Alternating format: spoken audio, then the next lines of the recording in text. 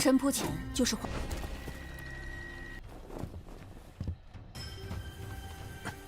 您打算如何寻回阴阳阵？虽有大阵在，却也不可速。我们何惧凶兽来犯？阴阳阵，此阵阴阳两仪，归西，怕是要惊动附近的大梦瑶小姐的声音传遍八方。给我走！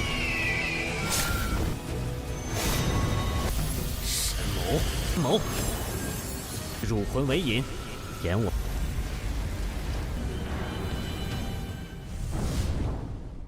Halo guys, welcome back to KD Universe. Kita bakal melanjutkan buat Tonghua The Emperor of Miraculums atau Wan Jie Zhejun.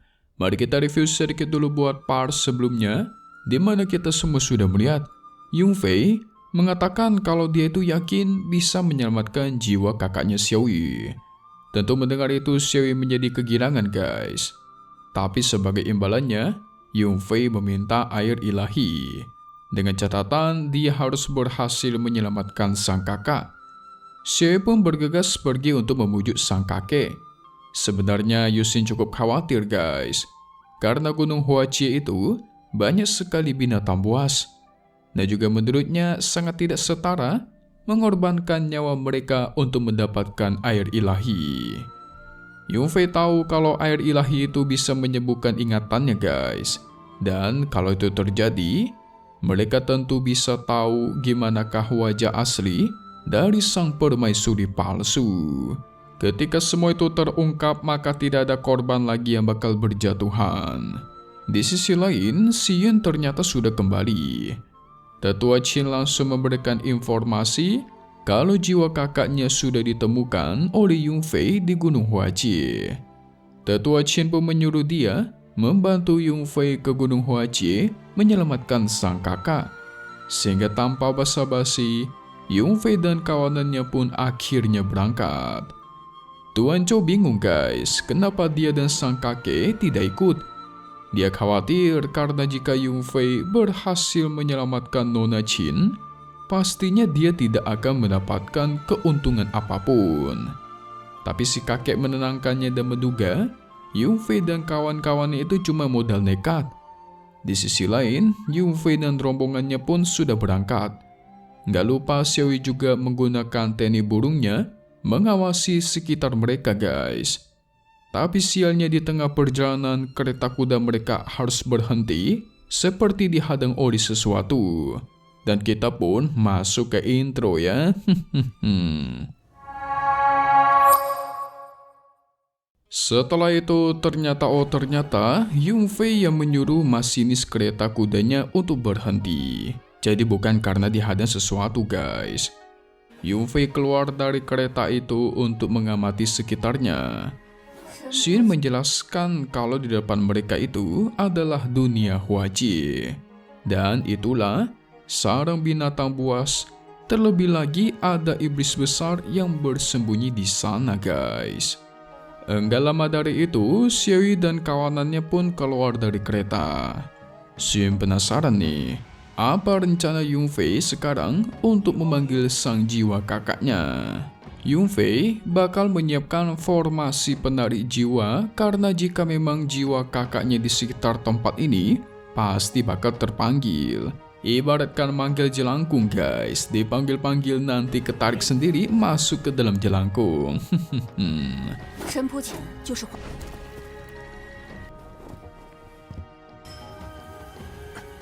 您打算如何寻回？ Akan tetapi salah satu anak dari tetua Qin yang ikut di sini bingung.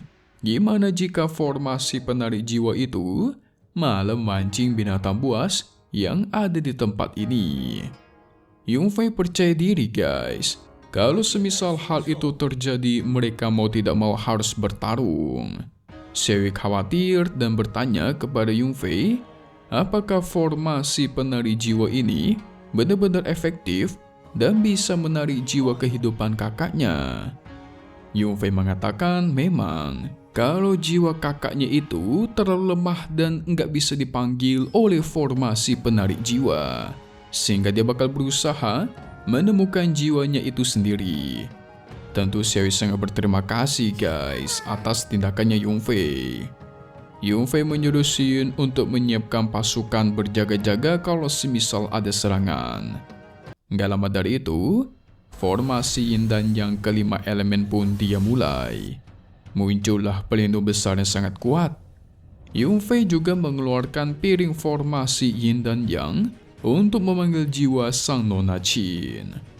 Akan tetapi, Xiyun tetap menyuruh semua orang di sana untuk siap siaga guys.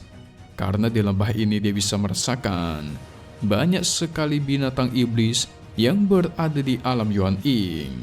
Mereka jangan senang dulu karena melihat formasi besar ini yang sangat kuat. Anak dari Tuan Qin ikut terkejut karena formasi ini adalah formasi legendaris yang sangat kuat sampai bisa menahan kultivator di ranah Jintan. 阴阳阵，虽有大阵在，却也不可松。我们何惧凶兽来犯？阴阳阵，此阵 Yunfei segera menggunakan jarum emasnya lagi, mencoba menarik sisa jiwa dari Nona Qin. Dia sampai menyuruh jiwa itu untuk bergabung dengan formasinya, supaya dia bisa melakukan pengambilan jiwa dengan aman guys. Namun anak dari tetua Qin masih penasaran, apakah dengan memasukkan jiwa Nona Qin ke dalam formasi itu nggak bakal menyakiti jiwanya ya? Xiyun mendengar itu menjadi khawatir guys melihat si kakak. Yunfei memastikan Nona Qin bakal baik-baik saja karena yang dia panggil itu kan cuma tubuh jiwanya saja. Sementara jiwa sejatinya masih ada di dalam tubuh Nona Qin. Dia menenangkan semua orang karena array formasi yang dia buat ini adalah objek kuno yang bisa menahan serangan kultivator Yuan Ying. Nah, mendengar penjelasan itu barulah mereka semua bisa tenang. Enggak lama dari itu Yunfei pun mencoba teknik pemanggilan jiwanya. Alhasil perlahan jiwanya Nona Qin langsung memberikan sinyal pemanggil jiwa ke sekitarnya. Orang-orang mulai menduga kalau jika jiwanya berada di dekat sini, pastinya bakal terpanggil dong.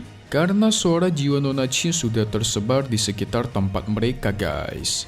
Namun tampaknya ada penjaga yang ketakutan karena bukan cuma jiwa Nona Qin saja yang terpanggil, tetapi monster buas juga. Benar juga ya. Setelah menunggu cukup lama, Xiaoyu pun bingung. Kok sampai sekarang, jiwa kakaknya masih belum terpanggil ya? 阴阳两仪，温习，怕是要惊动附近的大梦瑶小姐的声音传遍八方。 Hal buruk pun terjadi guys. Sekelompok burung dewa datang ke arah mereka, yang dimana burung itu berada di ranah Jintan akhir. Yunfei segera memanggil jiwa Nona Qin untuk kembali supaya tidak diserang dan orang-orang di sana mulai panik. Terlebih sekarang burung dewa itu mulai menyerang area formasi mereka. Yunfei sama sekali nggak takut. Dia mengeluarkan tombak emasnya untuk membantai burung-burung itu. Alhasil satu burung dewa pun berhasil dikalahkan dengan satu serangan. Wow, memang kuat ya MC kita satu ini. Tanpa basa-basi, Yunfei mengerahkan kekuatannya dan formasi Yin dan Yang ini mulai mengeluarkan ribuan tombak emas untuk menyerang. Alhasil burung dewa itu pun berhasil dikalahkan dengan mudah.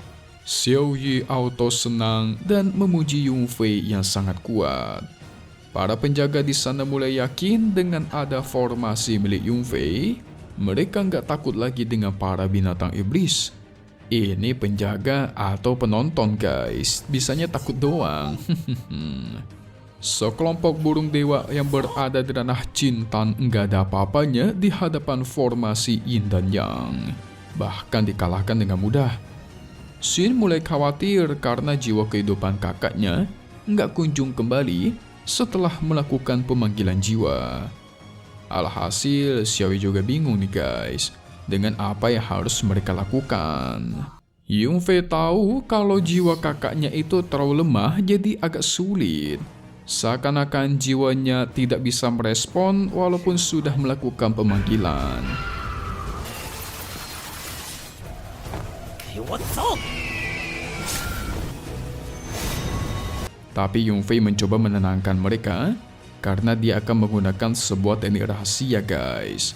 Sehingga tanpa basa-basi Yunfei menggunakan kekuatan mata ketiganya kembali untuk mencari jiwa Nona Qin. Mereka auto terkejut karena ini adalah teknik rahasianya Yunfei. Anak dari tetua Qin apalagi guys. Dia tahu kalau mata itu berasal dari garis keturunan kuno yang legendaris. Yunfei langsung memanggil jiwa Nona Qin kembali dan menggunakannya untuk panduan karena Yunfei akan menggunakan kekuatan ilahinya dan melacak sampai ribuan mil. Nggak lama dari itu muncullah gambar pohon Huaci. Xuyun sampai bingung dan hanya bisa mengatakan, "Oh, jadi ini teknik rahasia miliknya Yunfei." Melihat pohon itu, para penjaga menjelaskan ada formasi yang berada di dekat pohon itu dan membuat buah dari pohon itu seolah-olah sudah matang guys. Xiaoyu sempat terkejut ketika melihat gambar dari pohon Huaci. Cailing bingung, kok tekniknya Yunfei enggak memunculkan jiwa Nona Qin ya? Malahan yang muncul itu pohon Huaci. Jahan menduga mungkin jiwanya Nona Qin sebenarnya sudah ada di sekitar pohon Huaci nih guys. Sehingga satu pertanyaan kita sekarang itu, gimana ceritanya bisa ada formasi khusus di pohon Huaci itu? Menurut Mimin ada hal sesuatu nih guys. Mungkin jiwa Nona Qin ada di sana dan terjebak. Karena ada formasi itu juga, Yunfei jadi nggak bisa melihat lokasi tepatnya di mana jiwa Nona Qin. 谋，入魂为引，演我。 Gimanakah kelanjutannya? Langsung saja kita masuk ke bagai spoiler ya.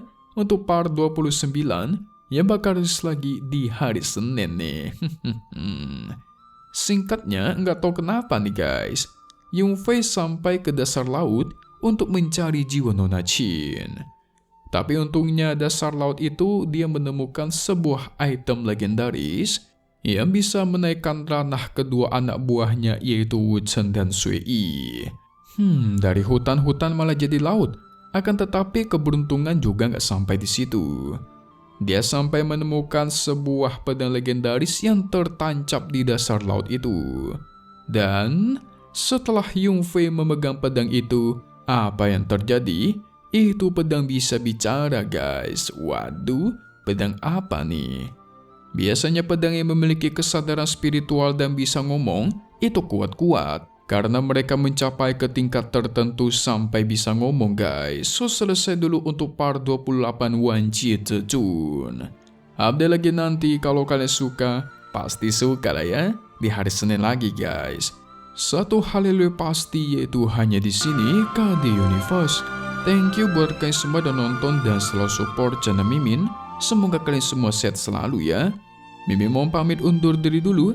Kita bakal ketemu lagi di video-video selanjutnya. Alright then, see you guys.